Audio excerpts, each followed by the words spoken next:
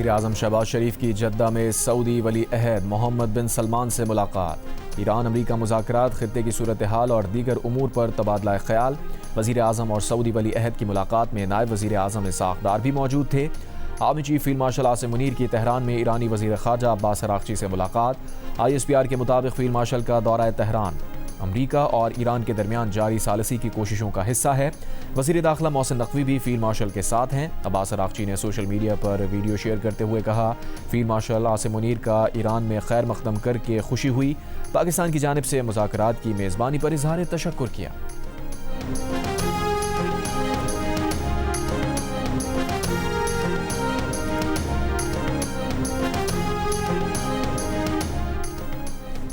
ایران امریکہ مذاکرات کا دوسرا دور اگلے ہفتے اسلام آباد میں ہونے کا امکان۔ حکومت نے انتظامیہ اور سیکیورٹی اداروں کو تیاریوں کی ہدایت کر دی۔ ذرائع کے مطابق آئندہ ہفتے کے اختتام پر ہونے والے ایران امریکہ مذاکرات میں امریکہ کی نمائندگی نائب صدر JD وینس، اسٹیو وٹکاف اور جیرڈ کشنر کریں گے۔ ایران کی جانب سے اسپیکر باقر قالیباف، وزیر خارجہ عباس اراغچی اور دیگر نمائندگی کریں گے۔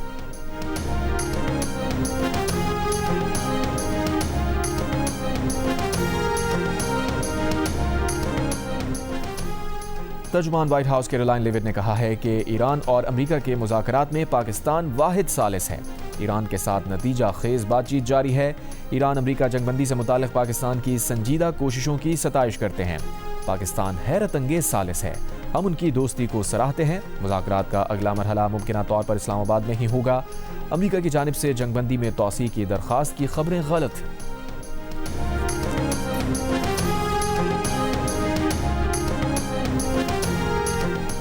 جنگ بندی میں توسیع پر غور نہیں کر رہے، شاید اس کی ضرورت ہی نہ پڑے۔ امریکی صدر ڈونلڈ ٹرمپ کا دعویٰ، کہا جنگ ختم ہونے کے قریب ہے، ایران بہت شدت سے معاہدہ کرنا چاہتا ہے، آنے والے دنوں میں ایک حیرت انگیز منظر دیکھنے کو ملے گا۔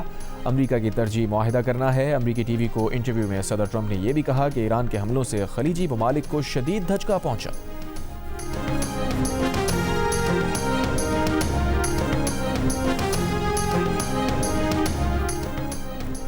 اب جو بھی مذاکرات ہوں گے مکمل جنگ بندی کے لیے ہوں گے۔ ایرانی وزارت خارجہ کے ترجمان اسماعیل بقائی کا رد عمل، کہا پاکستان کے ذریعے امریکہ سے پیغامات کا تبادلہ کیا جا رہا ہے۔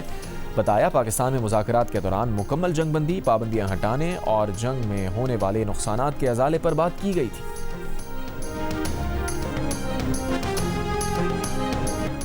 امریکی صدر ڈونلڈ ٹرمپ اور قطر کے امیر شیخ تمیم بن حمد الثانی کے درمیان رابطہ، خطے کی صورتحال، میری ٹائم سیکیورٹی پر تبادلہ خیال۔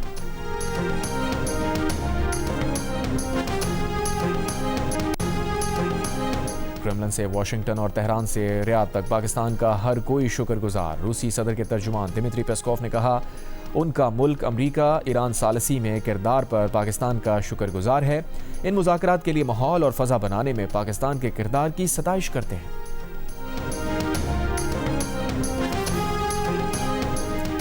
امریکی سینٹ نے ایران پر مزید حملوں کے لیے کانگریس کی پیشگی اجازت کی قرارداد مسترد کر دی۔ عرب میڈیا کے مطابق امریکی سینٹ نے 47 ووٹ کے مقابلے 52 ووٹوں سے قرارداد مسترد کی۔ کراچی کے مختلف علاقوں میں رات گئے بجلی کی لوڈ شیڈنگ، امتحان دینے والے طلباء کو پریشانی کا سامنا۔ Baldia Town, Malir, Shah Faisal, Landhi, Korangi, Zaman Town, Baloch Colony, Orangi Town, Nazimabad, North ناظم آباد اور فیڈرل بی ایریا کے مختلف بلاکس میں بجلی کی فراہمی بند، علاقہ مکین پریشان۔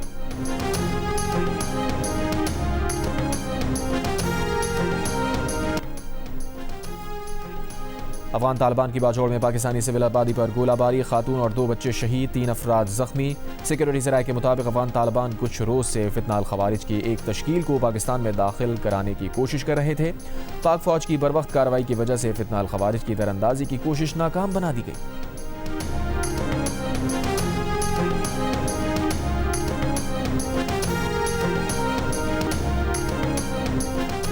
کراچی کے علاقے ناظم آباد نمبر 4 میں گاڑی کی ٹکر سے راہگیر لڑکی جاں بحق، پولیس کے مطابق جاں بحق لڑکی کی شناخت تاحال نہ ہو سکی۔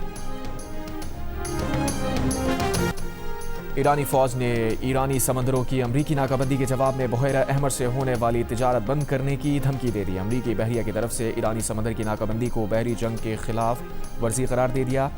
ایران کی ٹاپ جوائنٹ ملٹری کمانڈ ختم الانبیاء کے سینٹرل ہیڈ کوارٹر سے جاری بیان میں ایرانی فوج نے کہا کہ ایران کی تمام بندرگاہوں کی ناکہ بندی کا جاری رہنا جنگ بندی کی صریحاً خلاف ورزی ہے۔ اگر یہ ناکابندی جاری رکھی گئی تو ایران کی مسلح افواج بحیرہ احمر سے ہونے والی تجارت کی اجازت نہیں دیں گی، خلیج اور عمان سے ہونے والی ہر برآمدات اور درآمدات کو رکوا دیں گے۔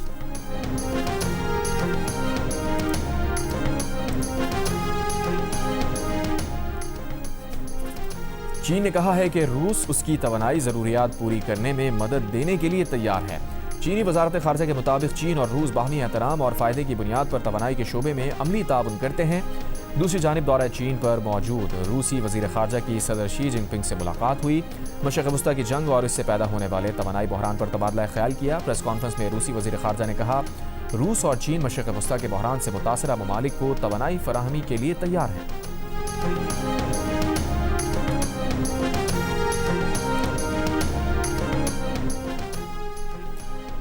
چین ایران کو اسلحہ بھیج رہا ہے، صدر ٹرمپ کا چینی صدر شی جن پنگ سے شکوہ۔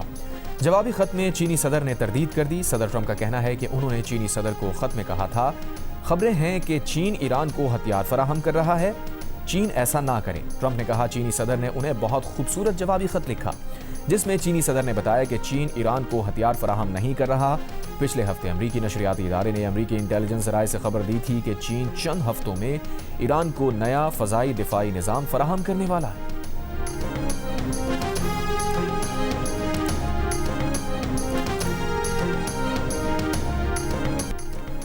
ایران کے مختلف شہروں میں حکومت اور ایرانی مسلح افواج کی حمایت میں ریلیاں نکالی گئیں۔ قومی پرچم تھامے ایرانی شہری بڑی تعداد میں سڑکوں پر نکل آئے۔ یزد، یاسوج اور رشت سمیت دیگر شہروں میں یکجہتی مظاہرے ہوئے، جن میں بچے، بڑے، بوڑھے، جوان اور خواتین سب شامل تھے۔ یکجہتی مظاہروں میں شامل افراد نے ایرانی حکومت اور وطن کے دفاع میں نعرے لگائے۔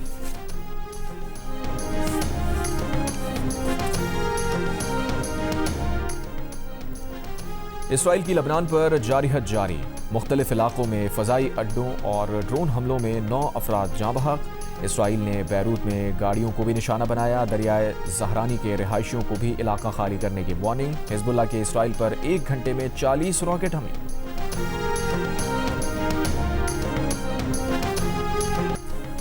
اسٹیٹ بینک نے Pakistan virtual asset regulatory authority سے لائسنس یافتہ کمپنیز کو بینکاری سہولت کی اجازت دے دی۔ پاکستان ڈیجیٹل اثاثوں کو رسمی مالیاتی نظام میں شامل کرنے والے ممالک میں شامل ہو گیا۔ بینک اعلامیے کے مطابق اب صرف اتھارٹی سے لائسنس یافتہ ورچوئل ایسٹ سروس پرووائڈر کے اکاؤنٹس کھولے جا سکیں گے۔ برطانیہ میں ہم جنس پرست بن کر سیاسی پناہ لینے کا انکشاف، پاکستانی بھی شامل۔ برطانوی نشریاتی ادارے کے رپورٹرز نے طلباء کا روپ دھار کر جعلی رپورٹس کی بنیاد پر پناہ کے دعوے کرنے والوں کا بھانڈا پھوڑ دیا۔ میڈیا رپورٹ کے مطابق ہم جنس پرست بن کر سیاسی پناہ لینے والوں میں اکثریت اسٹڈی، ملازمت، سیاحتی ویزے یا کشتیوں پر برطانیہ آئی ہوتی ہے۔ سرکاری اعداد و شمار کے مطابق 2023 میں ہم جنس کی بنیاد پر پاکستانیوں کی درخواستوں کا تناسب 42% تھا۔ رواں برس مجموعی پناہ کی درخواستوں میں پاکستانیوں کا نمبر چوتھا ہے، جو کہ درخواستوں کا 6% ہے۔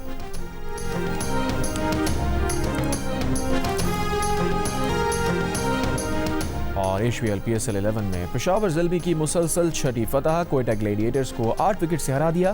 ایونٹ میں آج 2 میچز کھیلے جائیں گے۔ پہلے میچ میں حیدرآباد کنگز مین اور راولپنڈیز کی ٹیمیں مد مقابل ہوں گی۔ دوسرے میچ میں کراچی کنگز اور اسلام آباد یونائٹڈ آمنے سامنے ہوں گے۔